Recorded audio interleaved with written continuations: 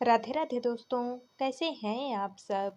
आज की कहानी है पति पत्नी का संबंध जन्म जन्मांतर का होता है। आज धृति की खुशी का कोई ठिकाना न था। घर पहुंचकर वह जल्द से जल्द अपनी माँ को यह खुशखबरी सुना देना चाहती थी। आखिर कितने लंबे इंतजार के बाद और उसके अथक परिश्रम के कारण वह इसे प्राप्त करने में सफल हुई थी। अपनी माँ के चेहरे की उस चमक, उस खुशी को देखने के लिए वह बेताब हुए जा रही थी। उसने मन ही मन सोचा कि बस अब बहुत हो गया। वह अब और अपनी मम्मी को यहाँ अकेली इस नर्क में नहीं रहने देगी। वह उन्हें इस बार अवश्य अपने साथ लेकर जाएगी। धृति को अमेरिका से आए हुए 2 महीने बीत चुके थे। उसने आते ही अपनी मम्मी के वीजा के लिए अप्लाई कर दिया था। काफी भाग दौड़ करने के बाद आज उसे अपनी मम्मी के लिए अमेरिका का वीजा भी मिल गया था। उसे याद आता है कि कैसे उसके डॉक्टर बनने पर उसकी मम्मी का चेहरा खुशी से खिल उठा था और आज फिर से उसे अपनी मम्मी के चेहरे पर आई उस खुशी की चमक को देखने का मौका मिलेगा। हाँ, इसी दिन के लिए तो उसने इतनी मेहनत की थी। ये सब सोचते हुए उसके कदम जैसे ही घर के दरवाजे पर पड़े, उसके कानों में किसी अजनबी के स्वर सुनाई दिए। अजनबी नहीं, यह तो कोई जाना पहचाना सा स्वर है। उसने कहाँ सुनी थी यह आवाज़। घर का दरवाजा खुला हुआ था। कमरे में दाखिल होते ही जिस अजनबी शख्स पर उसकी नज़र पड़ी, उस शख्स के चेहरे की धुंधली सी तस्वीर उसके मस्तिष्क में कहीं खिंची हुई थी। उसकी मम्मी ड्राइंग रूम के एक कोने में चुपचाप सी गर्दन झुकाए हुई खड़ी थी। वहीं सोफे पर एक तरफ उसके मामा और नानी बैठे हुए थे और वह व्यक्ति सामने के सोफे पर बैठा हुआ था, चेहरे पर वही चिरपरिचित अकड़ लिए हुए। कमरे के अंदर दाखिल होते ही धृति के कानों में नानी के ये शब्द सुनाई पड़े। वे उसकी मम्मी को समझाते हुए बड़े ही उपदेशात्मक स्वर में बोले जा रही थी कि पति पत्नी का संबंध तो जन्म जन्मांतर का होता है रत्ना। उसे इतनी आसानी से तोड़ा नहीं जा सकता है। आखिर विपिन बाबू सब कुछ भुलाकर तुम्हें एक बार फिर से अपनाना चाहते हैं, तो तुम्हारा भी तो यह दायित्व है कि तुम सब कुछ भुलाकर उन्हें माफ कर दो। नानी की ये बातें धृति के कानों में तीर की भांति चुभी और वह गुस्से में तमतमा उठी और फिर क्रोधपूर्ण नजरों से नानी की ओर देखते हुए बोली, क्यों नानी, आखिर क्यों? आखिर मम्मी को क्यों सब कुछ भूल कर इन्हें माफ कर देना चाहिए? धृति का इस तरह से बीच में बोल पड़ना उसकी नानी को जरा सा भी नहीं भाया और वे अपनी आंखों के इशारे से धृति को चुप रहने का संकेत देते हुए बोली कि तुम बीच में मत बोलो, तुम में अभी भी इतनी समझ नहीं है। अरे पति है यह इसका, पति की गलतियों को भुलाकर आगे बढ़ने में ही इसकी भलाई है। मगर धृति का गुस्सा शांत नहीं हुआ, बल्कि वह और भी ज्यादा चिढ़ गई।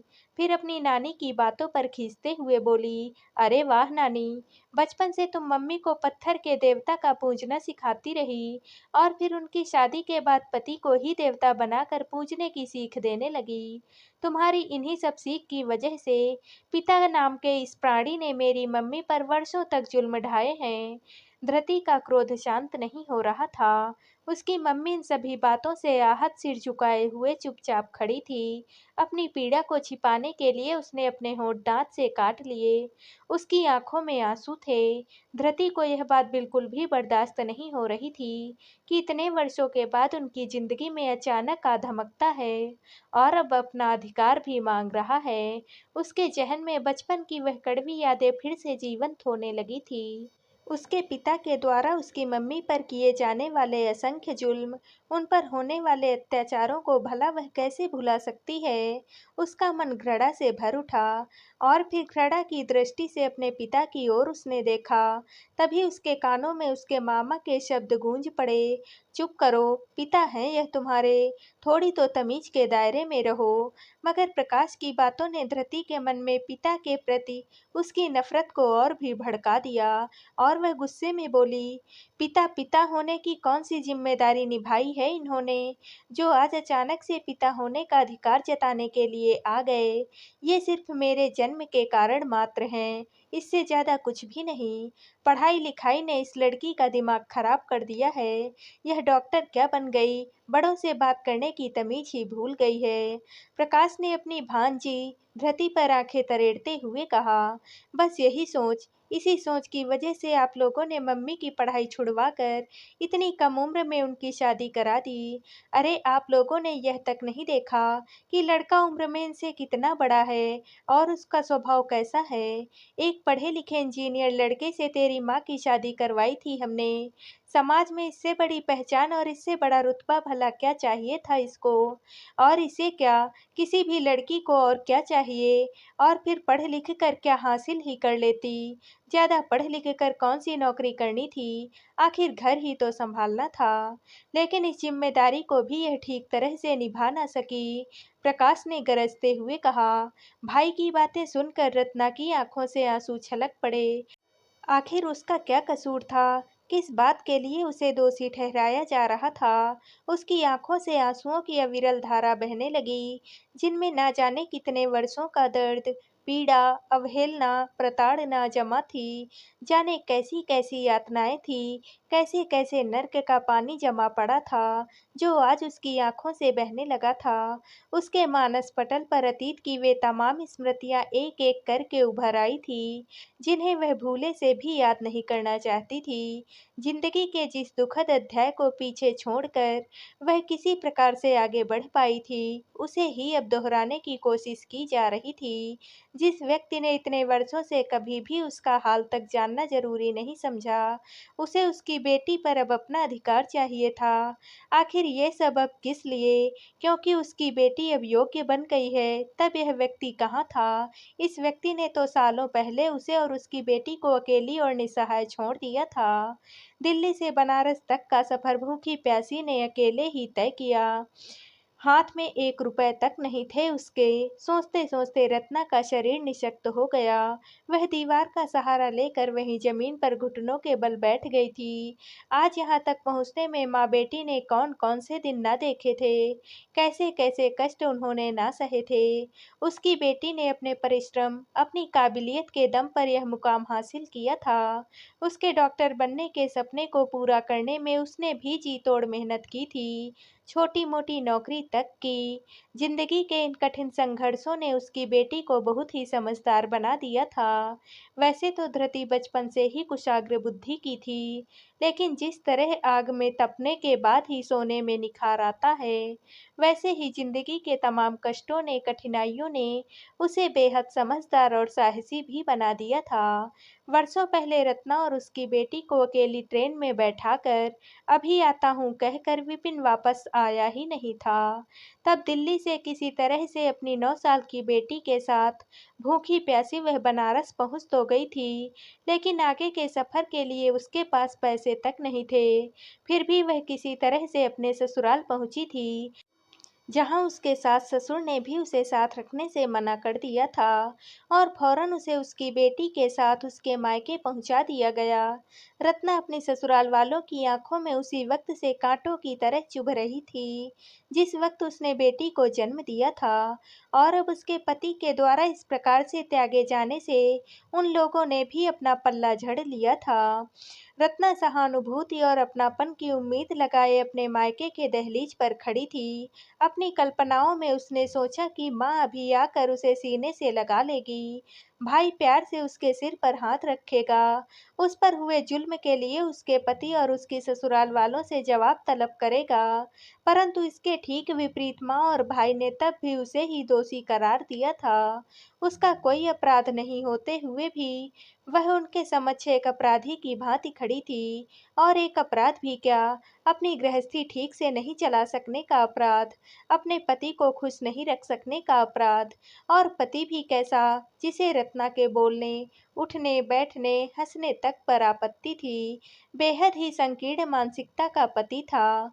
रत्ना उसके सभी अत्याचार चुपचाप सहती रहती और फिर एक दिन उसे बेटी को जन्म देने का अपराधी घोषित कर उसका तिरस्कार कर दिया गया। तुम्हें अपने पति एवं ससुराल वालों के साथ निभाना नहीं आया। जरूर तुमने ही कुछ गलती की होगी। अरे 4 बातें सह ही लेती तो क्या ही हो जाता। आखिर वे तुम्हारे ससुराल वाले ही तो हैं। माँ ने भी उसी की कमियां गिनाई थी। तुम्हारी शादी करके हमने अपने सिर का बोझ हल्का कर लिया था। अब वापस से आकर हमारे सिर का बोझ बढ़ा दिया है। अरे समाज और बिरादरी का कुछ तो ख्याल रखा होता, भाई ने धिक्कारते हुए कहा। आंसुओं में डूबी रत्ना के पास अपनी ही माँ और भाई के द्वारा तिरस्कार का दुख झेलने के अलावा और कोई दूसरा चारा न था। उसकी 9 साल की बेटी सहमी हुई सी अपनी माँ के पल्लू को थामे हुए अपनी ही नानी और मामा के द्वारा अपनी ही माँ को तिरस्कृत होते देख रही थी। लाचार और बेबस रत्ना ने तब बस इतना सा ही कहा था, मैं आप सभी पर बोझ नहीं बनूंगी। मैं कुछ भी करके कोई भी काम अपने लिए ढूंढ लूंगी। इतना कहते कहते उसका गला भर्रा आया था।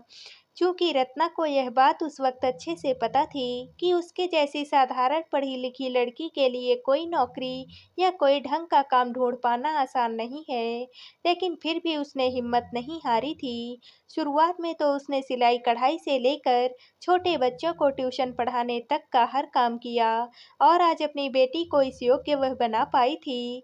रत्ना के मन के किसी कोने से टीस सी उठने लगी थी। उसके मन में रह रह कर एक ही सवाल उठ रहा था कि आखिर उसके साथ जो कुछ भी हुआ है उस सब में उसका क्या कसूर था। पति की मार खाकर भी वह उस अनचाहे बेमेल रिश्ते को निभाने की कोशिश करती रही थी, लेकिन इस सब के बावजूद भी जब उसके पति ने उसे धोखे से छोड़ दिया तब भी उसके अपनों ने ही उसे दोषी ठहरा दिया था। जिंदगी में उसे रिश्तों के खोखलेपन के सिवा और कुछ भी तो नहीं मिला था। झूठे रिश्तों के बंधन में बंधी वह अपनी अस्मिता की तलाश करती भी तो कैसे। निरंतर तिरस्कार और उपेक्षा के डंक ने तो उसके पूरे वजूद को ही छलनी कर दिया था। अपनी माँ को इस तरह से रोता हुआ देखकर धृति का गुस्सा फूट पड़ा। अपने नेत्रों में अंगारे भरकर उसने अपने पिता और मामा की ओर बड़ी ही घृणा से देखा। धृति को अपनी ओर नफरत भरी नजरों से देखता हुआ देखकर विपिन सकपका सा गया और फिर अनुनय के स्वर में बोला, बीती बातों को याद करने से क्या फायदा। मैं तुम दोनों को वापस ले जाने के लिए आया हूँ। आखिर पिता होने के कारण मेरा भी तुम पर तो उतना ही अधिकार है जितना तुम्हारी माँ का तुम पर है। तुम्हारे प्रति मेरा प्यार तुम्हारी माँ की अपेक्षा किसी कदर कम नहीं है। झूठ, बिल्कुल झूठ। धृति के चेहरे पर घृणा, हिकारत, हैरानी ये सारे भाव एक साथ उमड़ पड़े। मैं झूठ क्यों बोलूंगा? झूठ बोलकर मुझे क्या मिलेगा? विपिन ने हकलाते हुए कहा। सहानुभूति? आप खुद को लाचार दिखाकर सहानुभूति बटोरने की कोशिश कर रहे हैं और फिर इस सब के पीछे आपका कोई ना कोई निजी स्वार्थ छिपा हुआ है। आप व्यर्थ का दिखावा ना ही करें, इससे कुछ भी हासिल नहीं होगा। आपने मम्मी पर जो भी अत्याचार किए हैं, आपके गुनाहों की कोई भी माफी नहीं है। हम दोनों की जिंदगी में आपकी कोई भी आवश्यकता नहीं है। आप मेरे लिए सिर्फ एक अजनबी हैं मिस्टर विपिन। एक पिता की जरूरत तुम्हें जिंदगी के हर मोड़ पर पड़ेगी। मैं तुम्हें वह सुरक्षा और संरक्षण देना चाहता हूँ जिसकी तुम हकदार हो और जो एक बेटी के रूप में तुम्हें अपने पिता से मिलना चाहिए। एक पिता होने के नाते मैं तुम्हारा दायित्व उठाना चाहता हूँ। विपिन ने लगभग गिड़गिड़ाने के अंदाज में कहा। संरक्षण, सुरक्षा, दायित्व, क्या आप इन भारी भरकम शब्दों का मतलब भी समझते हैं? मिस्टर विपिन, संरक्षण और सुरक्षा की बात वह इंसान कर रहा है जिसके साये में मेरी मम्मी की जिंदगी सबसे ज्यादा सुरक्षित थी। आप दायित्वों का बोझ नहीं उठा सकेंगे। पिछले 15 वर्षों में जो कार्य आपने नहीं किया, अब वह क्यों करेंगे? दरअसल आप हमें सहारा देने नहीं, हमसे सहारा मांगने आए हैं, लेकिन उसे सीधे सीधे कहने की अब आप में हिम्मत भी नहीं है। और फिर धृति ने घृणा भरी नजरों से विपिन की ओर देखा। पढ़ाई ने सच में इस लड़की का दिमाग खराब कर दिया है। मैं तो कहता हूँ यह सारी गलती रत्ना की ही है, जो अपनी बेटी को इतनी छूट दे रखी है। शुरू से ही यदि इसने इसे नियंत्रण में रखा होता तो आज यह नौबत ही नहीं आती। प्रकाश ने अपनी भांजी पर आंखें तरेड़ते हुए कहा। नियंत्रण? किस नियंत्रण की बात करते हैं आप? वही जो आपने मम्मी पर कर रखा था, जिसके कारण वह कभी खुलकर सांस तक नहीं ले सकी। खुले आसमान में उड़ान भरना तो बहुत दूर की बात थी, उन्हें तो अपने हिस्से के सपने तक देखने की आजादी नहीं दी थी आप लोगों ने। धृति क्रोधपूर्ण नजरों से अपने मामा और पिता की ओर देखती हुई बस बोले जा रही थी। अरे आप जैसे पुरुष तो महिलाओं को देवी भी तभी तक मानते हैं जब तक कि वह आपके बनाए गए दायरों के अंदर होती हैं, आपके द्वारा बनाई गई सीमाओं और मान्यताओं का पालन करती हैं। परंतु जैसे ही वह आपके बनाए गए रूढ़िवादी बंधनों को तोड़कर मुक्त और स्वतंत्र होने की कोशिश करती हैं, आपके द्वारा वह उल्टा करार कर दी जाती हैं, क्योंकि उसके इस कृत्य से आप जैसे पुरुषों को अपना साम्राज्य खतरे में दिखता है। आपको अपना सिंहासन डोलता हुआ नजर आता है, लेकिन मैं ऐसी किसी भी रूढ़िवादी बंधन की परवाह नहीं करती। जिंदगी में ऊंचाइयों को छूने के लिए, उड़ान भरने के लिए मुझे किसी सहारे या किसी संरक्षण की जरूरत नहीं है। ऐसे नीच और स्वार्थी पिता की जरूरत तो हरगिज भी नहीं है। मैंने अकेले अपने दम पर अपने मुकाम को हासिल किया है, ऐसे किसी भी रूढ़िवादी बंधन की परवाह नहीं की है। इन तमाम सामाजिक पाबंदियों बंधनों को तोड़कर ही अपने सपनों को साकार किया है। हाँ, उन्हीं बंधनों को जिन बंधनों ने मेरी मम्मी को सदा से कैद कर रखा है। लेकिन अब और नहीं, इस बार मैं अपनी मम्मी को भी अपने साथ ही ले जाने के लिए आई हूँ। फिर धृति ने अपनी मम्मी की आंसुओं के अपने हाथों से पोंछते हुए कहा, मम्मी अब आपको इन लोगों के लिए और आंसू बहाने की कोई आवश्यकता नहीं है।